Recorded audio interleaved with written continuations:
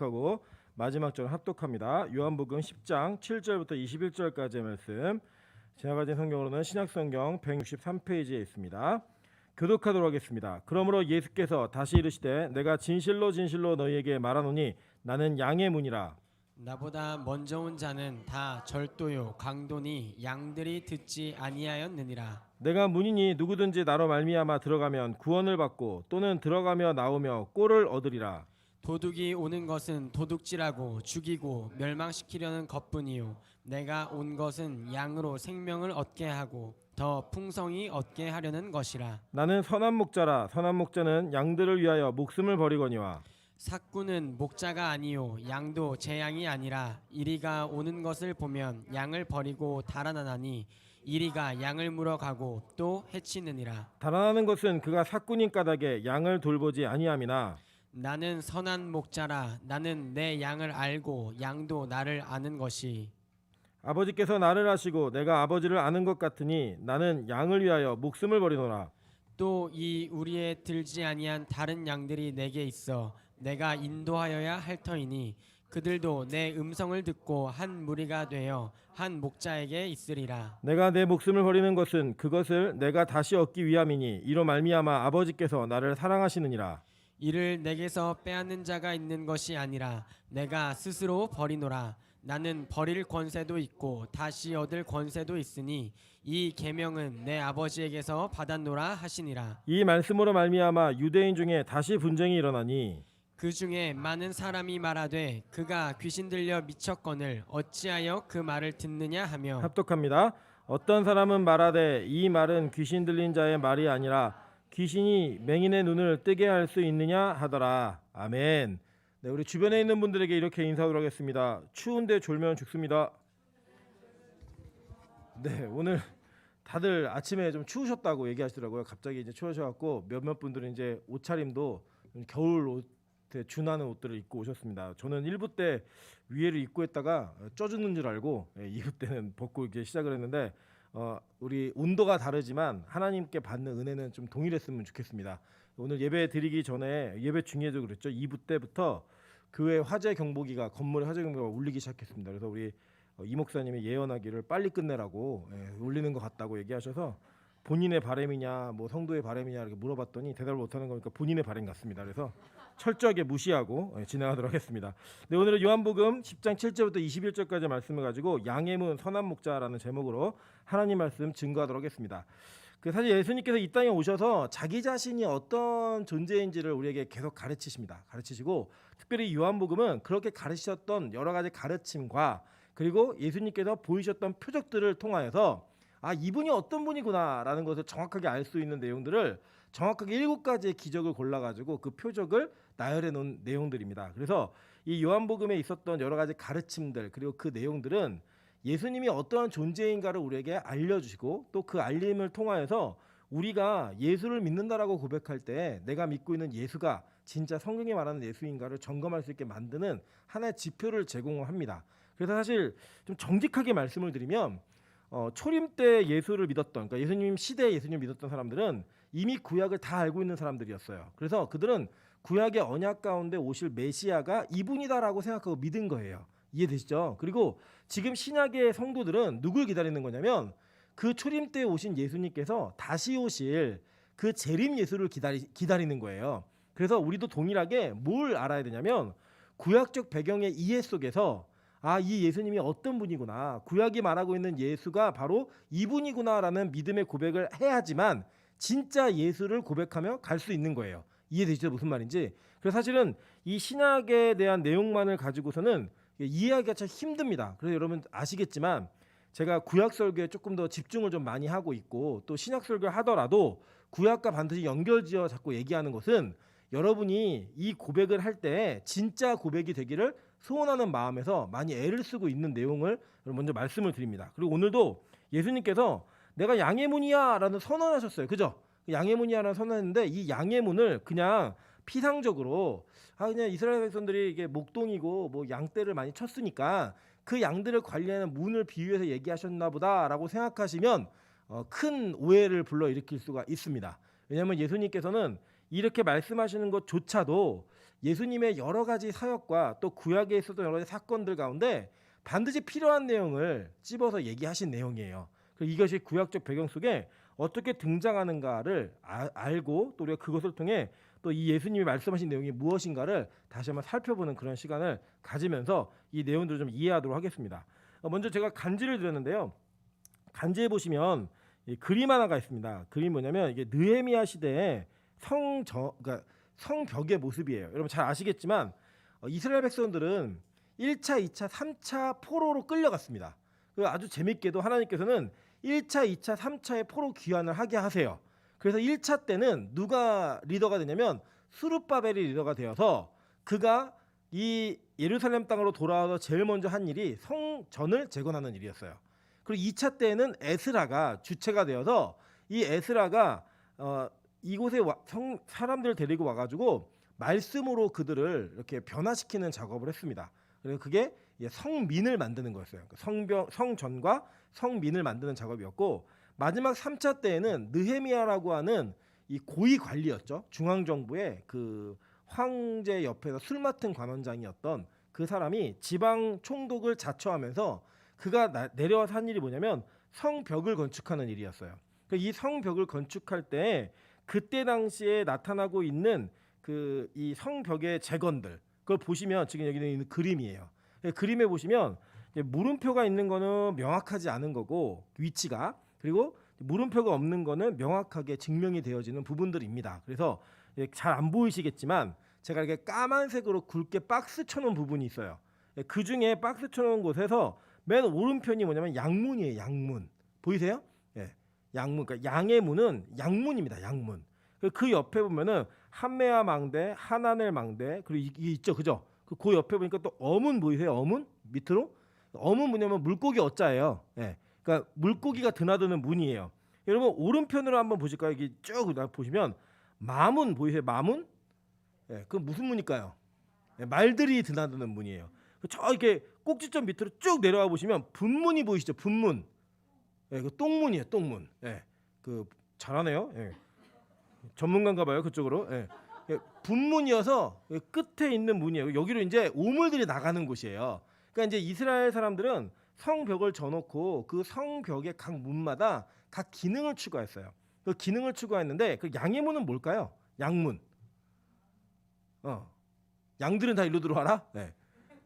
여기 보시면 이 가운데 성전산이 보이시죠? 그죠? 이 성벽 안에 이 성전산이 있고 이 성전 안에 있는 그 성전산 안에 있는 성전에서는 뭐가 이루어졌을까요?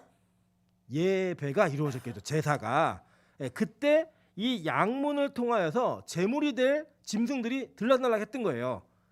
그래서 여기 그거는 그 기능이 있는 거죠. 그래서 이 양의 문은 은혜와 희생을 상징하는 문이었습니다. 그래서 실제로 이 느헤미야 시대 때 이 문들을 재건할 때 이 양문은 누가 재건하냐? 자, 제사는 누구와 관련이 있죠? 레위 지파의 제사장들과 관련이 있겠죠. 그 제사장들이 이 문을 재건하는 거예요. 느헤미야 3장 1절, 31절 그리고 32절 보도록 하겠습니다. 그때 대제사장 엘리야십이 그의 형제 제사장들과 함께 일어나 양문을 건축하고 성별하고 문짝을 달고 또 성벽을 건축하여 한메아 망대에서부터 하나넬 망대까지 성별하였고 라고 얘기해요. 그죠? 자 보세요. 그리고 난 다음에 이제 여러분 이제 보시면 히브리어하고 일본어는 좀 동일한 부분이 있어요. 왜냐면 이렇게 글을 읽는 방향이 동일해요. 우리는 왼쪽부터 오른쪽으로 읽잖아요. 근데 일본어하고 히브리어는 오른쪽부터 왼쪽으로 읽어가야 돼요. 이렇게. 그래서 지금 양문이 나온 게 느헤미야 3장에 보면은 양문 건축이 시작이에요.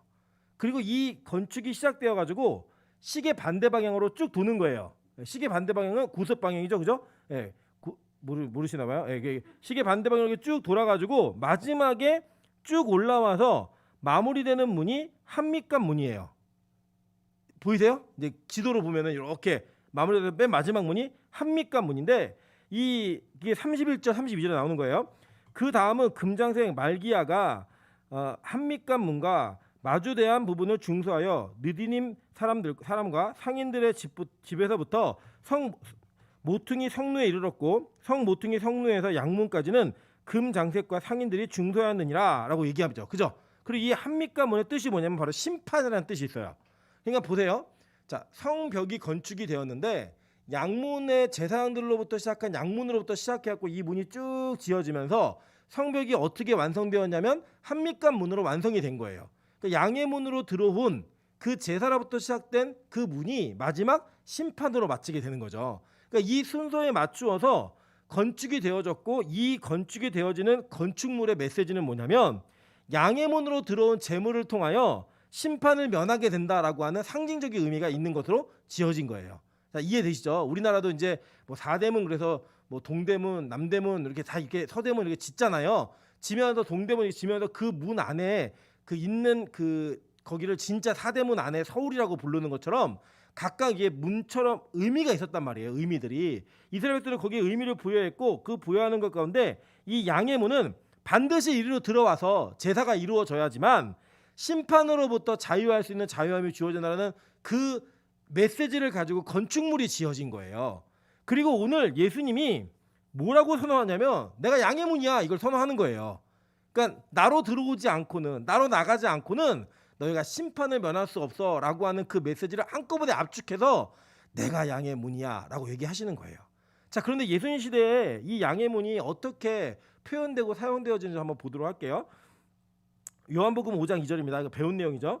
예루살렘에 있는 양문 곁에 히브리 말로 베데스다라 하는 못이 있는데 거기 행각 5이 있고 라고 얘기해요. 그죠? 여러분 잘 보시면 우리 기억이 안 나실 수도 있겠지만 기억을 제가 상기시켜 드리면 이 베데스다에서 일어난 사건이 뭐였죠? 몇 년 된 병자? 38년 된 병자가 있었죠? 어디가 아팠어요? 치질? 걷지 못하는 자였어요. 그죠? 몸을 움직이지 못하는 자였다고요. 이 몸을 움직이지 못하는 자가 베데스다의 뜻이 뭐냐면 자비의 집이란 뜻이에요. 자비의 집이고 양문은 바로 제물이 들어와서 이 양문으로 들어온 제물로 말미암아 구원과 용서함이 있다라는 상징이었는데 거기에서 이 사람이 뭘 기다렸죠? 베데스다 연못이 물이 동하는 것을 기다렸어요. 왜냐? 천사가 내려와서 그 물을 동하게 하면 제일 먼저 들어간 사람이 난다라고 하는 상징이었죠. 그죠? 근데 여기 들어갈 수 있어요, 없어요? 이 사람은 못 들어가요. 38년 된 병자는 뭘 상징한다고 얘기했죠? 광야의 38년. 예. 우리 광야 생활 40년 했다고 얘기하는데 2년은 출애굽해가지고 가데스바네에 도착할 때까지 2년이 있어요. 거기도 뭘 했냐면 정탐꾼 보내는 사건. 그 정탐꾼 보내는 사건 이후에 하나님이 하루를 내가 1년으로 쳐서 너희들 40년 동안 광야 생활하게 할 거야 라고 얘기하셨을 때 여기 출발해서 여기까지 오는 2년은 빼줬어요. 합해줬다고요. 거기다가 포함시켜서 38년을 광야 생활을 했어요. 이스라엘 백성들이. 그러니까 자기의 인본과 자기의 의지와 노력으로 무언가를 고칠 수 있다고 생각하는 그에게는 지금 이 상황은 뭐예요? 절망이에요. 절망. 못 움직여요. 못 움직이는데 물이 동하면 제일 먼저 들어간 사람만 나요. 그 얘한테 소망이 있어요, 없어요? 없는 거예요. 근데 아이러니하게 이 사람이 있었던 베데스다 연못이 어디 있는 거라고요? 양문 곁에 있는 거예요. 그러니까 진짜 구원, 즉 예수님이 그 옆에 계셨을 때에도 그는 예수가 자기를 구원할 거라고 생각을 못했어요. 예수님 여기서 뭐라고 얘기하죠? 야, 네 자리 들고 일어나 가. 그랬더니 탁 들고 가잖아요. 기억 안 나세요? 배웠어요. 네. 증거는 증거 있죠. 설교 다 돌려보면 되니까 증거가 확실히 있어요. 네, 확실히 이 사람은 자기의 노력과 의지로는 절대 나을 수 없는 사람이에요. 자기에게 있는 희망도 완전 희망 고문이에요. 희망 고문. 여러분이 BTS의 뷰랑 결혼할 수 있을 거라고 믿는 것과 똑같은 고문이에요. 그게 그 고문이 그에게는 절대 가능성이 없는 일이었는데 여전히 그걸 기다리고 있는 사람이 누구예요? 저 여러분이에요. 우리의 힘으로 우리의 노력으로 무언가 대박 한번 터지면 내가 거기서 1등하면 나 될 거야. 오징어 게임 가서 1등하면 나 456억 생긴다. 이 기대감을 갖고 사는 인간의 모습. 그게 저 여러분의 모습이라고요. 근데 거기 옆에 누가 계세요? 양문인 예수가 계시는 거예요. 그러니까 여러분 이게 요한복음 이게 5장에 있는 사건이고 지금 여러분 읽으신 건 10장이에요. 그러니까 이 5장과 10장은 연결되어 있는 성경이죠? 졸려오세요? 빨리 끝났으면 좋겠어요? 네. 빨리 끝났으면 좋겠어요. 대답을 하시라고. 대답을. 그래야 빨리 끝나니까. 자, 5장부터 10장을 연결될 때 이미 양의 문에서 어떤 일이 있었고 예수님이 양의 문의 곁에 있는 베데스다에서 무슨 일을 행하셨는지 다 얘기했다고요. 다 얘기하고 난 다음에 예수님이 선언하신 게 뭐냐면 내가 양의 문이야 라고 선언하시는 거예요. 그 진짜 구원이 어디 있는지 진짜 은혜가 어디 있는지를 얘기하는 겁니다. 시편 78편 70절부터 72절입니다. 또 그의 종 다윗을 택하시되 양의 우리에서 취하시며 양의 우리에서 취했다 뭐냐면 이스라엘 사람들은요 그 목장을 공동 운영을 했어요. 그래서 제가 지난 시간에 한번 말씀드렸지만 이른 양 한 마리를 찾아가는 게 가능합니다. 왜냐하면 99마리는 이 공동 목장에 맡겨놓으면 돼요. 근데 이 양을 어떻게 불러낼까요? 공동 목장이면은 한 목장에다가 한 우리에다가 다 양들을 넣어놓는 거예요. 모여가지고 길들을 형성해가지고 너 우리 같이 이거 짓고 양떼다 몰아넣는 거예요. 그 얘네 어떻게 불러낼까요? 예를 들어 여러분 양이 200마리다. 어떻게 불러낼까요? 양의 이름 다 질 거예요? 해피, 누리, 뭐 후추, 뭐 스파게티 뭐 다 불러낼 거예요? 예, 못 불러내죠. 그렇게 못 불러내요. 그냥 어떻게 하면 얘들아 가자 그러면 양은 청각이 발달된 동물이라서 자기 주인의 목소리를 알아듣고 다 따라 나오는 거예요. 다 따라 나오기 때문에 이 양의 우리를 취했다라고 하는 거는 그 양의 문에서만 할 수 있는 일이에요. 문에 서 가지고 얘들아 가자라고 얘기하는 그 주인의 목소리를 듣는 순간 그 많은 양떼 무리에서 우리 주인이다라고 얘기하면 그 양들이 다 따라 나오는 거예요. 그 장면을 보고 예수님이 내 목소리 듣고 순종하는 사람만 내 양이다라고 얘기하는 거예요. 예, 다른 주인이 와가지고 여러분 그 문명의 이기도 믿지 못하는 게 제가 이제 그 S사의 핸드폰을 쓰거든요. S 핸드폰 쓰는데 S 핸드폰이 어디 있는지 못 찾을 때 있잖아 우리가. 그러면 하이 빅스비 이렇게 부르면 얘가 띵동 대답을 해요. 그래서 제가 어제 못 찾아갖고 하이 빅스비 그랬더니 저희 아내 폰이 띵동 대답하는 거예요. 원래 대답하면 안 돼요. 자기 목소리에만 대답해야 하는데 저희 아내 목소리에 저랑 정말 다른데도 불구하고 하이 빅스비 저희 아내 핸드폰이 계속 띵동 대답하는 거예요. 문명의 이기는 이거 믿을 수가 없어요. 근데 양은요 절대 자기 주인이 아니면 그 목소리에 반응하지 않아요. 근데 주인일 때만 그 반응을 하는데 그래서 이 양의 우리에서 취했다라고 하는 건 뭐냐면 하나님이 이 다윗을 택하셔가지고 양의 우리에서 취하셔서 전양 지키는 중에 그들을 이끌어내사 그의 백성인 야곱 그의 소유 이스라엘을 기르게 하셨더니라고 얘기하는 거예요. 그러니까 뭐냐면 내 백성을 이 다윗을 택해서 불러내가지고 이 위탁을 했는데 그도 어디서 불러냈다? 양의 우리에서 불러낸 거예요. 취해가지고 그 양을 맡겨서 위탁하게 하는 거예요. 그리고 위탁해서 기르게 하는 거예요. 그래서 이에 그가 그들을 자기 마음의 완전함으로 기르고 그의 손의 능숙함으로 그들을 지도하였도다라고 얘기하는 겁니다. 그래서 여러분 실제로 우리가 뭐 리더 모임이나 뭐 이제 어떤 중직자들 모임이나 이런 데 가면은 이 본문 되게 많이 써요. 뭐 선한 목자다 막 이런 얘기하면서 선한 목자 되세요 막 얘기하는데 이 성경의 본문의 내용은 뭐냐면 예수님만이 선한 목자이고 예수님이 위탁한 사람이 있다는 거예요. 그 다윗이 누구였냐면 예수의 예표되는 사람. 그 사람만이 양을 불러낼 수 있다예요. 이만희가 아니고. 예. 울리네요. 빨리 끝내라고. 예. 그래서 보세요. 계속 보면은 사도행전 2장 22절부터 24절입니다. 이스라엘 사람들아 이 말을 들으라. 너희도 아는 바와 같이 하나님께서 나사렛 예수로 큰 권능과 기사와 표적을 너희 가운데도 베푸사 너희 앞에서 그를 증언하셨느니라. 그가 하나님께서 정하신 뜻과 미리 아신 대로 내준 바 되었거늘 너희가 법 없는 자들의 손을 빌려 못 박아 죽였으나 하나님께서 그를 사망의 고통에서 풀어 살리셨으니 이는 그가 사망에 매여 있을 수 없음이라라고 얘기하면서 지금 하나님이 그를 증언하면서 위탁해서 너희를 맡기시고 너희 앞에 세우셨는데 너희가 그를 죽였다라고 얘기하는 거예요. 누가 누굴 죽인 거예요? 양들이 목자를 죽인 거예요. 그 얘기를 지금 얘기하는 겁니다. 그래서 보세요. 사도행전 4장 27절부터 28절도 마찬가지입니다. 과연 헤롯과 본디오 빌라도는 이방인과 이스라엘 백성과 합세하여 하나님께서 기름 부으신 거룩한 종 예수를 거슬러 하나님의 권능과 뜻대로 이루려고 예정하신 그것을 행하려고 이성에 모였나이다 라고 얘기해요. 그죠? 그리고 이것조차도 예정돼 있는 내용이다 라고 얘기하는 거예요. 그러니까 여러분 하나님께 쓰임받는 것 그리고 그 쓰임받는 것 가운데 우리가 하나님의 선한 일들에 쓰임받기를 정말 소망해야 합니다. 왜냐하면 그 정해놓으신 거예요. 그리고 그렇게 부르시는 거예요. 그 양의 문에 취한 사람만이 그 일들을 할 수 있게 되는 거고 그 하나님의 섭리와 계획 가운데 선택되어진 자들만이 하나님의 영광 가운데 그 일을 할 수 있다라고 얘기하는 겁니다. 지금 이 내용들이. 그래서 지금 이 전체적인 내용은요. 뭘 얘기하는 거냐면 이 양의 문을 통과하지 않은 자들 그 양의 문에서 너희를 부르지 않은 자들은 다 강도다. 다 절도다. 다 도둑이다. 이거 얘기하고 그리고 오직 나를 통해서만 세워진 자들 그리고 이 양의 문이 나를 통해서 들락날락 거리는 이 존재들만이 택함받은 백성이고 택함받은 자이고 택함받은 일꾼이다라는 걸 얘기하는 거예요. 그래서 반드시 하나님의 백성은 하나님께서 보증하시는 보증의 검증이 여러분의 삶 가운데 있으셔야만 합니다. 그게 뭐냐? 바로 내가 먼저 예수 그리스도의 종됨을 그리고 예수 그리스도의 선택을 받은 자임을 믿으며 나아가야 돼요. 가끔 제가 그런 질문 받아요. 저 신학을 해야 되나요? 제가 뭐 목회자가 돼야 되나요? 이런 질문을 받습니다. 그럼 제가 딱 보고 뭐라고 얘기하냐면 이게 스펄전 목사님의 말을 그대로 얘기해 줍니다. 이 길은 네가 피한다고 피할 수 있는 길이 아니야. 그러니까 정말 의심이 들면 끝까지 피해봐. 끝까지 피했는데 그러함에도 불구하고 그 길이 너의 길이 맞다면 하나님은 너를 반드시 그 길로 이끄실 거야 라고 얘기를 해줘요. 피하는데 피해졌다. 그러면 이거 맞아요 틀려요? 틀려요. 아닌 거예요. 피하려고 그러는데 피해졌다. 아닌 거예요.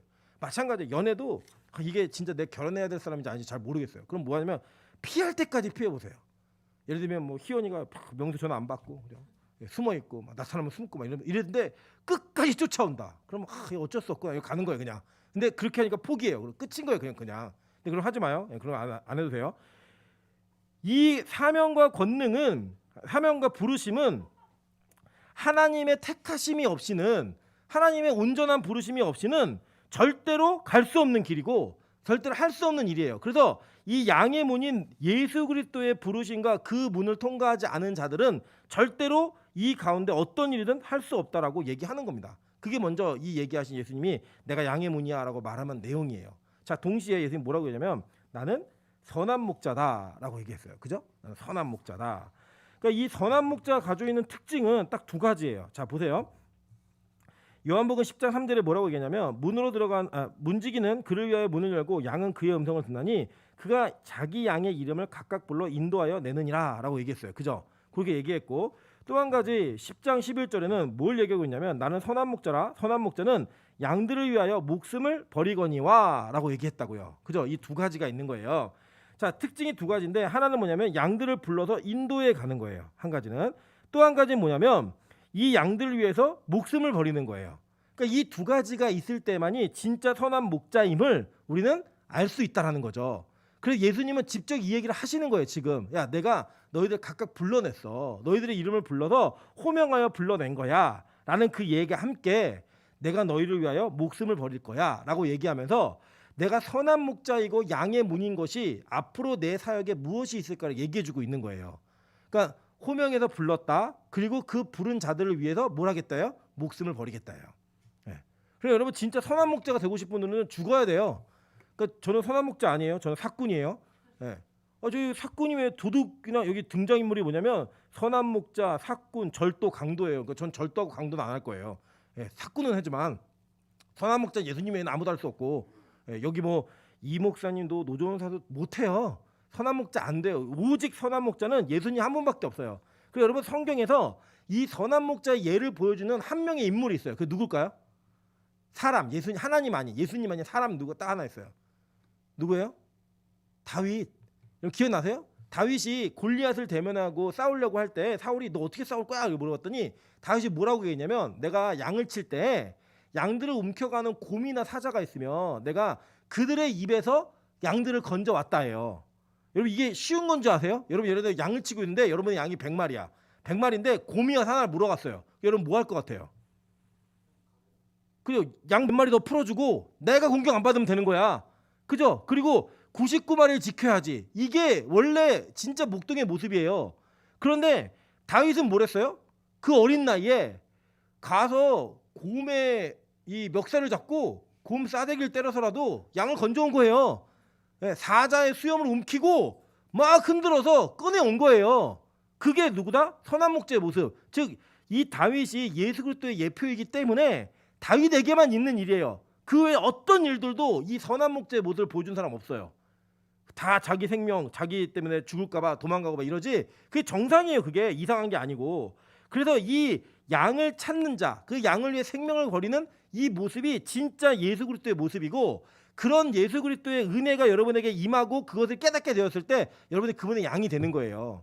예수님은 어떤 분이셨나 보니까 10장 3절에 보면 문지기는 그를 위하여 문을 열고 양은 그의 음성을 듣나니 그가 자기 양의 이름을 각각 불러 인도하여 내느니라 라고 할 때 이 인도하여라는 헬라어가 엑사고라는 단어인데 앞장서서 끌고 가다예요. 앞장서서 먼저 그 길을 가시는 거예요. 그러니까 여러분 예수님은 우리에게 어떤 분이냐면 그냥 이런 분이에요. 우리가 예수님 그러면 대단한 분, 막 말할 때마다 에코가 있는 아니고요. 그냥 우리랑 같이 함께 사셨던 인간이에요. 100% 인간. 그 100% 인간이고 동시에 100% 신이셔서 우리 인간이 가졌던 모든 유혹과 한계와 그리고 우리가 가지고 있는 여러 가지 시험과 어려움들을 다 아시는 분이에요. 다 경험하신 분이라고요. 자, 볼게요. 히브리서 4장 15절부터 16절입니다. 우리에게 있는 대제사장은 우리의 연약함을 동정하지 못하실 리가 아니요 모든 일에 우리와 똑같이 시험을 받으신 이로되 죄는 없으시니라. 그러므로 우리는 긍휼하심을 받고 때를 따라 돕는 은혜를 얻기 위하여 은혜의 보좌 앞에 담대히 나아갈 것이니라 라고 얘기해요. 여러분 참 재밌는 게요. 사람은요. 자기가 경험하지 않은 일에 대해서는요. 굉장히 평가절하하고 그것을 굉장히 하찮게 여겨요. 근데 그걸 내가 경험하고 나면 굉장히 그것이 아주 이렇게 의미 있는 일로 바뀝니다. 저는 이제 예전에 제가 이제 군대를 안 간 국가 기밀이 뭐냐면 목디스크 때문에요. 저는 목디스크 때문에 못 갔는데 제가 그 전에는요 운동을 하다가 뭐 디스크 환자가 있다 그러면 제가 볼 때 꾀병이에요. 왜냐 이렇게 뭐 이런 팔이 부러졌다 그러면 깁스를 하잖아요. 다리가 부러졌다 그러면 깁스하고 이렇게 다니는데 디스크는 깁스 해줘요 안 해줘요? 안 해줘요. 디스크는 티가 나요 안 나요? 안 나요. 자기만 아픈 거예요. 그래서 디스크 환자들은 저는 어떤 생각이 가졌냐면 저는 마음의 병이다. 왜냐 제가 보면 디스크 환자들이 맨날 자기가 공부하고 일할 때 아프고 놀고 운동할 때 안 아프거든요. 저는 그게 이게 마음의 병이다 이렇게 생각했거든요. 근데 제가 목 디스크가 제일 심할 때는 딱 아프기 시작하면 2박 3일 동안 침대에서 꼼짝도 하지 못해요. 아예 못 일어나요.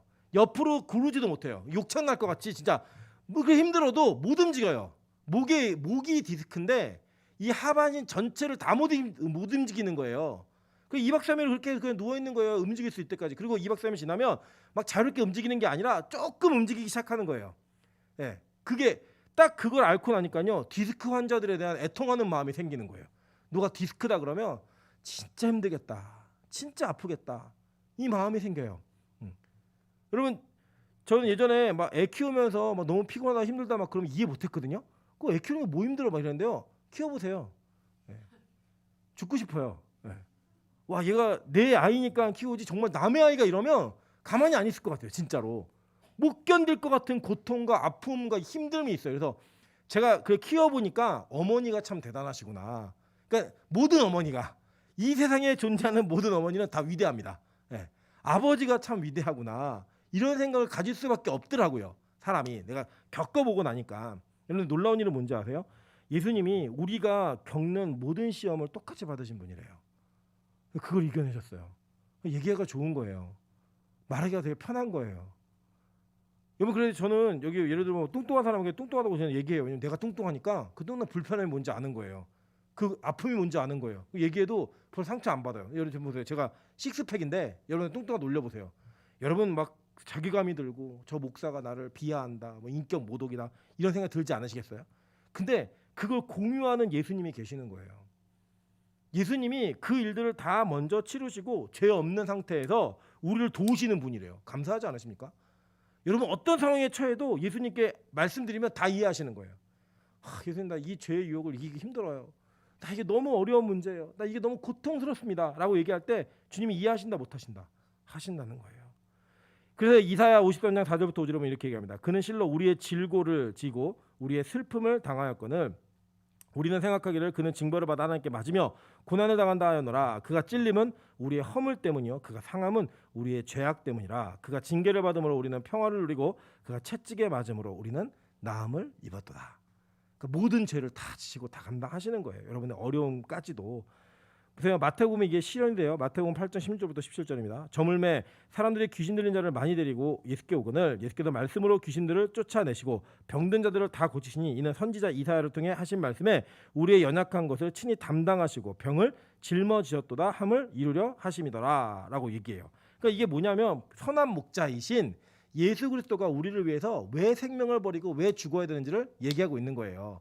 그리고 이것 때문에 예수님께서는 우리를 위해 죽으셨다라는 이 말이 하나님께서 우리에게 주시는 이 예수님의 정체성이에요. 내가 예수를 믿는다고 할 때 여러분 예수님이 나 잘 살게 해주고 부자 되게 해주고 이런 걸 하시는 분이 아니라 우리의 죄가를 대신 짊어지시고 우리의 모든 유혹과 어려움들을 다 감당해내시는 그런 하나님의 목자이다. 선한 목자이다. 굿 셰퍼드 이걸 얘기하는 거예요.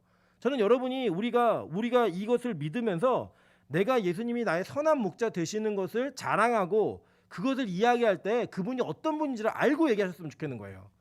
그걸 알고 고백하셨으면 좋겠는 거예요. 왜냐? 예수님이 나는 이런 사람이야, 나는 이런 메시아고 구세주야라고 하는 선언을 직접 하셨잖아요. 직접. 나 선한 목자야, 나 양의 문이야. 이것이 바로 이 시대에 살고 있는 사람들에게는 메시지가 되는 거예요. 자, 이걸 들은 사람들이 어떻게 했죠? 두 가지 반응이었어요. 야, 저 말도 안 되는 얘기야, 귀신 들려 미친 애야 쟤는, 이렇게 얘기한 사람도 있었고요. 또 한 사람도 어떻게 했냐, 아니야, 귀신 들린 사람이 어떻게 눈을 뜨게, 맹인의 눈을 뜨게 하는 건 하나님이 보낸 사람만이 할 수 있는 일이야, 이 얘기를 했다고요. 그래서 여러분 보세요. 자, 어떤 기적과 이적이 기독교 안에 있어요. 없지 않아요. 그래서 저는 그걸 부정하지도 않고 많이 일어났으면 좋겠어요. 그런데 그것이 일어나는 그 사건은, 잘 보세요. 지금 이 맹인이 눈을 뜨었던 사건으로 인하여서 예수 그리스도는 자기가 전하고 있는 말에 대한 신빙성과 그 말에 대한 신뢰성을 부과하는 것으로 이 메시지가 집중이 되었어요. 이해되시죠? 무슨 말인지. 전하고 있는 말이 저거 귀신 들린 미친 애네? 이렇게 얘기하는 사람이 있었는데, 반면에 말도 안 되는 것 같은 이 얘기를 들으면서, 아니야, 그 기적을 일으킨 걸 보면, 맹인의 눈을 뜬 게 보면 저 사람은 귀신을 하는 말이 아니야, 할 수 없어, 얘기하는 거예요. 즉, 자 보세요. 그 사건은 예수님이 어떤 분이시고 그분이 가지고 있는 자기의 정체성을 증명하는 사건이었지, 그 사건 자체가 목표가 아니었다고요. 이해되시죠? 무슨 말인지. 즉, 우리 안에 여러분의 삶 속에 하나님이 주시는 이적과 기적이 많이 있을 수 있어요. 그리고 여러분, 그 많이 일어날 수 있다고요. 그 일어나는 일들은 그 사건 자체가 목적이 아니에요. 여러분이 믿고 있는 하나님의 진짜 힘을, 때로는 여러분 못 믿을 내용들이 있거든요. 예를 들어서 뭐 재림, 최후의 심판, 부활, 안 믿어질 수 있잖아요. 그걸 얘기하면서 그게 진짜 가능할까? 정말 그것이 가능한 일일까? 라는 걸 고민할 때 여러분의 삶 속에서 일하셨던 하나님이 계시잖아요. 기도 응답 가운데 여러분 이거 정말 하나님 아니면 안 되는 일이야 라고 했던 기적의 사건들 있잖아요. 그 사건을 통하여서 맞아, 내가 이런 것들을 경험하면서 이분은 하나님이신 거를 내가 믿게 하나님 도와주셨지, 그래, 저 말은 맞는 말이야 라고 나가는 게 정상이라고요. 지금 이게 바로 복음을 선택하고 예수님을 믿었고 이 말에 호의적인 반응을 보였던 사람들의 반응이었어요. 저와 여러분이 이렇게 하나님의 은혜를 깨닫고 그 간증들이 사용되어지는 은혜가 있었으면 좋겠습니다. 자, 어쨌든 간에 중요한 건 뭐냐면요, 이 양의 문 그리고 선한 목자를 인정하는 그 삶은 어떤 삶이어야 되느냐. 마태복음 7장 13절부터 14절에 이렇게 얘기합니다. 좁은 문으로 들어가라. 멸망으로 인도하는 문은 크고 그 길이 넓어 그리로 들어간 자가 많고 생명으로 인도하는 문은 좁고 길이 협착하여 찾는 자가 적음이니라 라고 얘기해요. 누가복음 13장 24절에 이렇게 얘기합니다. 좁은 문으로 들어가기를 힘쓰라. 내가 너희에게 이르노니 들어가기를 구하여도 못하는 자가 많으니라 라고 얘기할 때, 힘쓰라는 이 단어가요, 아고니조마이라는 단어인데 이 단어는 전력 투구하라는 단어의 뜻이에요. 전력 투구해라, 좁은 문 들어가기를. 왜냐, 이것은 쉽게 들어갈 수 있는 문이 아니기 때문에. 우리를 위하여, 디도서 2장 14절이에요. 그가 우리를 대신하여 자신을 주심은 모든 불법에서 우리를 속량하시고 우리를 깨끗하게 하사 선한 일을 열심히 하는 자기 백성이 되게 하려 하심이라 라고 얘기해요. 자, 그러니까 이 뭐냐, 좁은 문, 좁은 길을 가는 이 사람들의 하는 행동이 뭐냐면, 우리를 깨끗하게 하라 선한 일을 열심히 하는 자기 백성이 되게 하려 합니다. 선한 일을 열심히 하는 이 선함은, 여러분 이게 이해하셔야 돼요.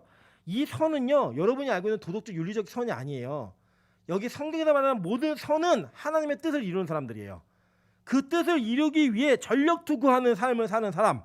예를 들어 하나님이 아니라 그런 거, 그 아닌 것을 끊어내기 위해 전력 투구하는 거고, 하나님 맞다고 하는 거 어떤 비난을 받아도 내가 그걸 해내겠다라는 전력 투구의 삶을 사는 거예요.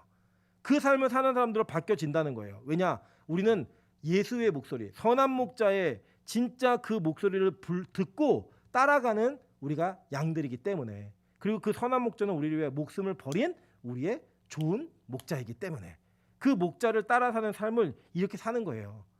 예수님은 지금 이 장면을 통하여서 지금 이 선포와 선언은 믿지 않는 자들에게는 너네가 왜 내 백성이 아닌지를 이야기해 주시고, 이 말이 믿어지는 자들에게는 너희가 왜 내 백성인지, 그리고 너희가 어떻게 살아야 되는지를 알려주시는 거예요.